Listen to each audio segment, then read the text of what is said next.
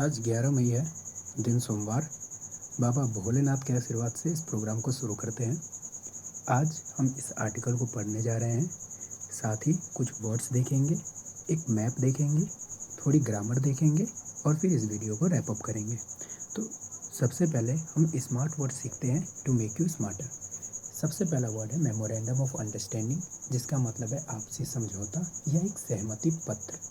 ठीक है, यानी एक लेटर के ऊपर कुछ चीज़ें लिखी रहेंगी जिसको लेकर के दो पक्ष जो हैं वे आपस में सहमत हैं। दूसरा है इंक। इंक यानी कि हस्ताक्षर करना या समझौते को पक्का करना, जैसे देशों ने समझौते पर हस्ताक्षर किया। और समझौते का इंग्लिश होता है एग्रीमेंट। फिर वर्ड आता है इंक्लूडिंग। कई बार आप सुने होंगे कि इंक्लूडिंग जीएसटी, यानी अगर आप कुछ खरीदने जा रहे हैं तो उसकी मैन्युफैक्चरिंग कॉस्ट तो है ही, लेकिन उसमें जीएसटी भी शामिल है। तो ये इंक्लूडिंग का मतलब है कि उसमें और क्या क्या चीज़ें शामिल है। एक शब्द है कैरिबियन। कैरिबियन का मतलब होता है जो अटलांटिक ओशियन है उसके पास का द्वीपीय क्षेत्र, यानी जो द्वीप है, जो आइलैंड नेशन है, उसकी बात की जाती है। विजिट का मतलब है दौरा करना, कहीं जाना या किसी से मिलने जाना। नहीं, जैसे कि कोई व्यक्ति कहीं पे रह रहा है तो आप एक दो दिन के लिए जाते हैं उससे मिलने के लिए, तो वहाँ पर आप विजिट वर्ड यूज़ करते हैं। फिर अगला वर्ड है होल्ड। होल्ड यानी कि आयोजित करना या अपने पास रखना। एक्सपेंड मतलब विस्तार करना, बढ़ाना। बाइलेटरल यानी द्विपक्षीय। द्विपक्षीय मतलब दो देशों या दो पक्षों के आपस की, उनके बीच की बात। ठीक। कोऑपरेशन का मतलब सहयोग होता है। अगर आपके आस पड़ोस में कोऑपरेशन है, इसका मतलब सहयोग है, लोग एक दूसरे की मदद करते हैं। रिव्यू का मतलब होता है समीक्षा करना या पुनः जांच करना। प्रोग्रेस प्रगति। अनाउंसमेंट घोषणा। घोषणा यानी कि पब्लिक में आकर के कुछ स्पीच देना, स्पीच के माध्यम से कुछ बताना, वे हो गया अनाउंसमेंट। जैसे कि माननीय प्रधानमंत्री मोदी जी जो हैं, तो कई बार ये अचानक से आते हैं ऑन टीवी और आकर के एक बहुत बड़ी घोषणा कर देते हैं, काफ़ी अहम घोषणा ये करते हैं, तो उस घोषणा को इंग्लिश में हम अनाउंसमेंट कहते हैं। फिर एक चीज़ होता है स्टेटमेंट। अब आप कुछ बोल के नहीं बल्कि लिख के अपनी चीज़ों को एक्सप्रेस कर रहे हो, यानी कि आप लोगों तक कोई चीज़ पहुंचा रहे हो लिखित माध्यम से, तो वो चीज़ कहलाती है स्टेटमेंट। आगे इस आर्टिकल में एक कंट्री का जिक्र है जो एक आइलैंड नेशन है। आप यहाँ देख सकते हो, यह है अटलांटिक ओशियन, और अटलांटिक ओशियन में ही यहाँ पर एक आइलैंड नेशन है जो कि साउथ अमेरिका में वेनेजुएला के ऊपर में है। इसका नाम है त्रिनिदाद एंड टोबागो। नेक्स्ट हम आते हैं आज की ग्रामर पे। ग्रामर में कुछ प्रीपोजिशन हैं और एक हाइफन है। तो पहले हम देखते हैं इन प्रीपोजिशन के बारे में। इन का मतलब होता है इनसाइड। अब इनसाइड क्या? तो इनसाइड मतलब अंदर में, किसी क्षेत्र के अंदर हो सकता है, किसी स्पेस के अंदर हो सकता है, जैसे इन अ रूम आप कह सकते हो, या इन दिस फील्ड आप बोल सकते हो, इन मेडिकल साइंस आप बोल सकते हो, इन इंजीनियरिंग आप बोल सकते हो। टू का हम इस्तेमाल करते हैं प्लेस के साथ, पर्पस के साथ या एक्शन के साथ। टू अ प्लेस, जैसे ही वेंट टू दिल्ली, तो यहाँ दिल्ली एक प्लेस है इसलिए टू का इस्तेमाल हुआ। पर्पस बता सकते हो कि I take exercise to remain healthy, to stay healthy, तो यहाँ पर एक्सरसाइज करने का पर्पस आपने बता दिया। या आप एक एक्शन बता सकते हो जो आप कर रहे हो टू के साथ। ऑन का इस्तेमाल किया जाता है टचिंग अ सरफेस या टचिंग अ टॉपिक। इसका मतलब है यदि कोई चीज़ किसी सतह से जुड़ी हुई है, उसके ऊपर रखी हुई है, तो वहाँ पर ऑन का इस्तेमाल किया जाता है। या अगर वो किसी टॉपिक से रिलेटेड है, उस टॉपिक को छू रही है, मतलब उस टॉपिक के आसपास की वे बात कर रही है, तो वहाँ पर भी ऑन का प्रयोग किया जाता है। ड्यूरिंग के साथ जब हम नाउन लगाते हैं तो उसका मतलब होता है इन द टाइम। अब ये चार प्रीपोजिशन हमने सीखे। आपको शॉर्ट में मैंने लिख के दिया है कि in inside to place purpose action on touching a surface during in the time. इसका अभी हम एग्जांपल देखेंगे आर्टिकल में, तो ये चीज़ें और क्लियर होंगी। ये बस आपको याद रखना है। हाइफन जो एक बीच में हम डैश देते हैं, जैसे कि आप एग्जांपल में देख पा रहे हो, तो इसका इस्तेमाल किया जाता है मिश्रित संख्या या मिश्रित एडजेक्टिव्स के लिए। कई बार 2-3 एडजेक्टिव को मिला करके एक सुपर एडजेक्टिव बना लिया जाता है, ठीक है, जिसमें 2-3 क्वालिटीज़ को इकट्ठे दिखा दिया जाता है। जैसे गुड लुकिंग। अब गुड लुकिंग जब हमने हाइफन से मिला दिया तो इससे एक सिंगल कॉन्सेप्ट बना। कॉन्सेप्ट क्या बना? दिखने में अच्छा। 22, दो नंबर आ रहे हैं 20 और 2, तो दोनों को इकट्ठे करके एक सिंगल कॉन्सेप्ट बना 22। वेल नोन, वेल यानी अच्छा, नोन यानी कि जाना हुआ, तो वेल नोन दोनों को मिला के सिंगल कॉन्सेप्ट बना फेमस। कि कोई अगर वेल नोन है यानी कि वो जाना माना हस्ती है, वो फेमस है। इसके बाद हम बढ़ते हैं आज की ग्रामर की तरफ। सबसे पहला आता है सिंपल पास्ट। सिंपल पास्ट आप तब यूज़ करते हो कि अगर कोई एक्शन है, यानी कि कुछ हुआ और वो इस समय पर हुआ, कुछ हुआ और वो इस समय पर हुआ, तो इन सेंटेंसेस में हम सिंपल पास्ट का इस्तेमाल करते हैं। For example, she went to bed at 9 o'clock। तो कुछ हुआ और वो इस समय पे हुआ। वो सोने गई और सोने गई 9 बजे। I talk to him this morning. मैंने उससे आज सुबह या इस सुबह बात की। कुछ हुआ और वो इस समय पे हुआ। मैंने बात की और बात इस समय पर की। तो जहाँ पर कोई एक्शन किसी समय पे हुआ हो, कंप्लीट हो गया हो, फिनिश हो गया हो, वहाँ पर हम सिंपल पास्ट लगाते हैं। इसी से मिलता जुलता एक और टेंस है और वो है प्रेजेंट परफेक्ट का। प्रेजेंट परफेक्ट आप कहाँ लगाते हो? यहाँ पर भी कोई एक्शन कंप्लीट हो गया रहता है, लेकिन वो एक स्पेसिफिक टाइम पे नहीं होता।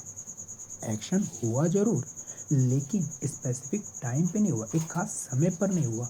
इसका मतलब ये है कि वो जो एक्शन हुआ, वो एक्शन पास्ट में ही नहीं रह गया। हुआ भले पास्ट में, लेकिन अभी भी वो रेलिवेंट है, यानी कि अभी भी वो मायने रखता है, अभी भी वो इम्पोर्टेंट है। एक्शन हुआ पास्ट में, लेकिन इफेक्ट अभी भी है। वो एक्शन हुआ थोड़ी देर पहले, कुछ घंटों पहले, कुछ दिन पहले, लेकिन उसका इफेक्ट अभी भी है, रेलिवेंस अभी भी है। तो वहाँ पर प्रेजेंट परफेक्ट लगता है। सिंपल पास्ट में भी एक्शन हुआ, प्रेजेंट परफेक्ट में भी एक्शन हुआ, लेकिन एक में टाइम मेंशन रहता है, एक में टाइम मेंशन नहीं रहता। एक में चीज़ें पास्ट में ही ख़त्म हो गई, लेकिन एक में असर अभी भी है। ठीक है, अगर इतना समझ में आ रहा है तो अब हम इसके साथ अपने आर्टिकल की तरफ बढ़ते हैं। आर्टिकल कह रहा है 8 MOUs inked ड्यूरिंग जयशंकर से ट्रिनिडाड विजिट। अगर आप लोग को मालूम है तो एस जयशंकर हमारे विदेश मंत्री हैं। तो 8 MOUs inked, 8 MOU पर सहमति पत्रों पर हस्ताक्षर किए गए ड्यूरिंग जयशंकर से ट्रिनिडाड विजिट। ड्यूरिंग यानी इन द टाइम, किस समय में ये साइन हुए? तो ये जयशंकर सर की ट्रिनिडाड दौरे के दौरान है, यानी जितने दिन वो ट्रिनिडाड में रहे उतने दिनों में इन MOU पर हस्ताक्षर कर दिए गए। यहाँ पर आप देख सकते हो इंक्ड है, यानी कि इंक का V2 है, जो ये बताता है कि ये एक्शन पास्ट में कंप्लीट हो गई है और पास्ट में एक खास समय पे, और वो समय कौन सा था? जयशंकर साहब की विदेश दौरा। आगे, India and Trinidad and Tobago. Trinidad और टबागो अलग अलग देश नहीं है, ये एक ही देश है, उनका नाम है ट्रिनिडाड एंड टबागो। इंडिया और ये देश, इन दोनों ने साइन किए हैं 8 agreements in sectors including this. तो दो कंट्रीज़ हैं, इंडिया है, ट्रिनिडाड और टबागो है, अब इन दोनों देशों ने 8 समझौते साइन किए हैं। तो साइन किए हैं यानी कि प्रेजेंट परफेक्ट क्या है कि एक्शन थोड़े पहले हुआ लेकिन इफेक्ट अभी भी है। और जब एक्शन आप बता रहे हो तो कोई खास समय नहीं है, यहाँ पर आप देख सकते हो कि कोई खास समय यहाँ पर मेंशन नहीं किया गया है। तो बोला जा रहा है कि इन दोनों देशों ने अभी हाल में 8 एग्रीमेंट साइन किए हैं इन सेक्टर्स। इन क्यों लगाया गया, क्योंकि अब यहाँ फील्ड की बात की जा रही है, कौन कौन से क्षेत्र हैं। तो क्षेत्रों में शामिल है टूरिज्म, पर्यटन, हेल्थ केयर, इंफ्रास्ट्रक्चर और आयुर्वेद। इन 4 क्षेत्रों में 8 एग्रीमेंट साइन हुए हैं। During external affairs minister S Jaishankar 2-डे विजिट। और ये किस समय पर हुआ, तो ये माननीय विदेश मंत्री एस जयशंकर साहब की 2 दिन के दौरे के दौरान हुआ। अब ये दौरा कहाँ था, to the Caribbean nation. Caribbean मतलब क्या, अटलांटिक महासागर में जो द्वीपीय क्षेत्र है वो कैरिबियन नेशन है। और कैरिबियन नेशन त्रिनिदाद और टोबागो को बोला जा रहा है। ठीक है, तो ये हुआ इंडिया त्रिनिदाद टोबागो के बीच एग्रीमेंट साइन हुए। हाल की बात है, प्रेजेंट परफेक्ट हैज़ है प्लस V3। कब हुआ, ड्यूरिंग जयशंकर अपोस्ट्रोफी एस लग गया क्योंकि उनकी विजिट हुई। विजिट प्लेस पर हुई तो 2 लगा दिया। अब ये बात आपको कैसे पता, तो according to an official statement, एक आधिकारिक बयान के अनुसार। ठीक है, ऑफिशियल क्यों बोला जा रहा है, क्योंकि ये ऑफिस से आया हो सकता है, एक्सटर्नल अफेयर्स ऑफिस से आया हो। ठीक है, विदेश सचिव ने कोई बयान जारी किया हो, उसके माध्यम से आपको ये पता चला। Mister Jaishankar who visited Caribbean nation on May 8 and 9, specific time आ गया। तो मिस्टर जयशंकर जिन्होंने दौरा किया था, पास्ट इंडेफिनिट V2 लगा दिया गया है। तो जिन्होंने दौरा किया था इस कैरिबियन नेशन का 8 मई और 9 मई को हेल्ड टॉक्स, उन्होंने उस दिन स्पेसिफिक टाइम पर उन्होंने टॉक्स यानी कि चर्चाएं आयोजित की थी प्राइम मिनिस्टर कमला पुरशद बिसेसर के साथ और बाकी सीनियर लीडर्स के साथ। ठीक है, ये पास्ट इंडेफिनिट में लगा है क्योंकि एक्शन उसी दिन खत्म हो गया। ऑन मतलब अब यहाँ पर टॉपिक आ जाएगा। ठीक है, अब देख रहे हो ऑन का इस्तेमाल टचिंग अ सरफेस और टॉपिक। तो किन किन चीज़ों पर, किन किन टॉपिक पर इन्होंने चर्चाएं की, तो बाइलेटरल कोऑपरेशन को बढ़ाने पे। बाइलेटरल मतलब 2 देशों के बीच का जो कोऑपरेशन है, जो सहयोग है, उसे बढ़ाना चाहते हैं कि हम केवल इकोनॉमी में ही नहीं, हेल्थ केयर में भी, एजुकेशन में भी, आर्टिफिशियल इंटेलिजेंस में भी अपनी कोऑपरेशन को बढ़ाएं, बाकी के क्षेत्रों में भी कोऑपरेशन को विस्तार करें। एंड रिव्यूड प्रोग्रेस, तो ये तो टॉक्स आयोजित की, टॉक्स के साथ साथ उन्होंने प्रगति की भी पुनः जांच की कि जो उन्होंने पिछले एग्रीमेंट्स किए थे उन पर क्या क्या प्रोग्रेस हुआ। On announcements made during prime minister Narendra Modi's visit to Trinidad and Tobago last year specific time, तो स्पेसिफिक टाइम है तो हम क्या लगा देंगे, पास्ट इंडेफिनिट। तो उन्होंने प्रोग्रेस देखा उन घोषणाओं पर जो प्रधानमंत्री नरेंद्र मोदी के दौरे के दौरान किए गए थे। यानी कि जब माननीय प्रधानमंत्री त्रिनिदाद और टोबागो गए थे पिछले वर्ष, तो उन्होंने जो अनाउंसमेंट्स किए थे उन अनाउंसमेंट्स पर प्रगति अभी कहाँ तक पहुँची है इसका भी उन्होंने आकलन किया। The external affairs ministry said in a statement, और ये सारी बातें हमें एक्सटर्नल अफेयर्स यानी विदेश मंत्रालय से पता चला और विदेश मंत्रालय ने ये बात एक बयान में जारी की।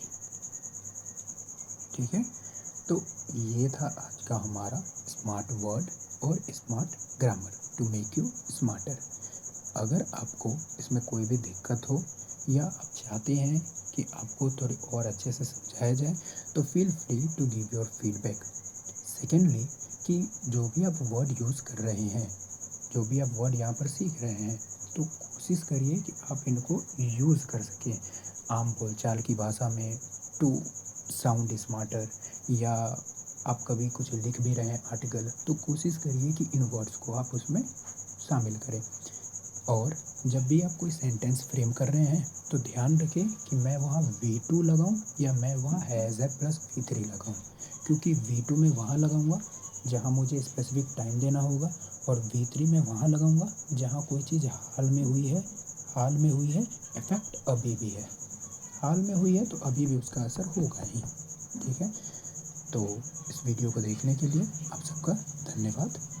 कल मिलेंगे इसी टाइम पे। शुक्रिया।